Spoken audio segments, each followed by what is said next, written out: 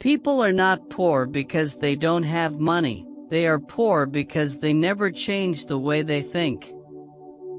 In a small village, Vermont, in the United States, two young men started out in different lives, but their biggest difference wasn't money, but their mindset. This story could completely change the way you look at success. In a peaceful village, Vermont, there lived a young man named Martin Carter. Martin wasn't lazy. In fact, he worked harder than almost everyone else in the village. He would get up before sunrise every morning and go help the local farmers. He lifted heavy boxes, repaired old fences, cleaned out barns, and accepted any small job he could get. And yet, at the end of every month, his pockets were still empty. Every night, he would ask himself the same question: I work so hard, but never get ahead? His younger sister, Emma Carter, saw the sadness in his eyes. One evening, he said quietly, "Maybe it's not how hard you work, maybe it's something else." Martin smiled, but deep down, he had no answer. Now comes the story of another boy, named Oliver Brooks, the man everyone admired. Just a few blocks away lived Oliver Brooks. Oliver had a small woodworking business. He wasn't born rich. Years ago, he was as poor as Martin. But today, people respected him. His business was booming, his house was beautiful, and most importantly, he never seemed tight-lipped about money. Martin often wondered, what does Oliver know that I don't?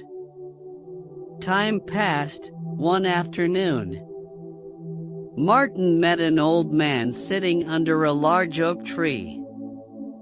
His name was Mr. Benjamin Hayes. The villagers respected him for his wisdom. Martin told the old man his story. After listening to Martin's struggle, Mr. Hayes smiled. "Being poor is not your biggest problem," he said. "Thinking like a poor man is your problem." Martin fell into thought and asked with a surprised look, "What do you mean?" The old man replied, "Poor people often ask, 'How can I buy this?' But rich people ask, 'How can I create enough value to afford it?'"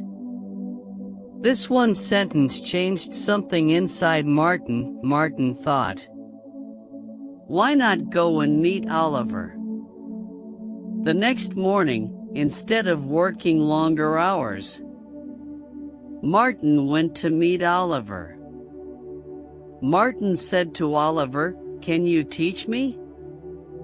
Oliver smiled and said to Martin, "I'll teach you on one condition: you should never stop learning." Martin smiled and said okay.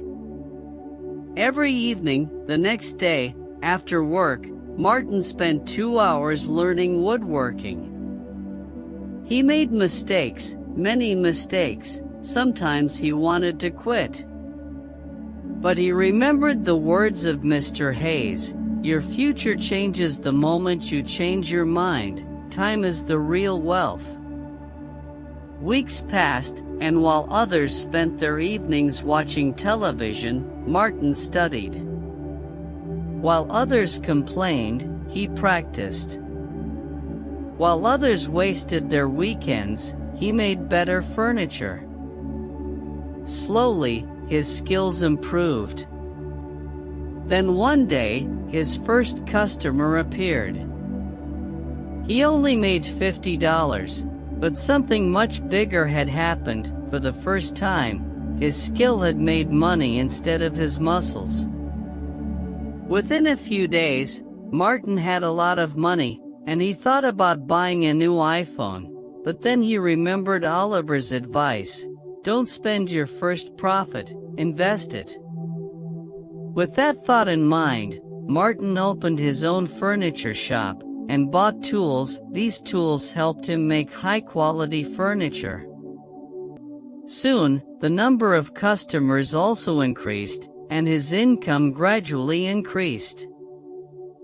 Months later, Oliver came to Martin's shop. Oliver asked, "Do you know why rich people get richer?" Martin shook his head. Oliver replied, "Because they never rely on just one source of income." Martin started selling furniture online, and he fixed old furniture, and he taught woodworking classes on weekends. Slowly, money started coming in from different directions. One evening, Martin was walking by the same large tree in the village when he saw the same old man. Martin went and sat down next to him. Mr. Hayes asked Martin, "What is the biggest difference between the rich and the poor?" Martin smiled. "It's not money," he said, "it's habit, it's discipline, it's patience, it's learning every single day." The old man nodded proudly. "Now you're starting to think differently." A few years later, Martin owned one of the most prestigious furniture businesses in Vermont. People admired his success, but they didn't see the thousands of small decisions that had made it: early mornings, late nights, books, practice, discipline, patience. The ending. One afternoon, a young boy asked Martin, "What is the secret to becoming rich?"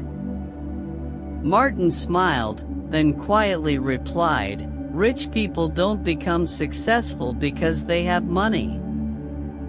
They become successful because they first change the way they think," he said. "Money follows value, value follows skill, skills grow through discipline, and discipline begins with a decision to stop making excuses and start making yourself." Finally, I will just say this: your income rarely grows faster than your mindset. Change your thinking, improve your skills, value your time, invest wisely, be disciplined, then your future can be completely different.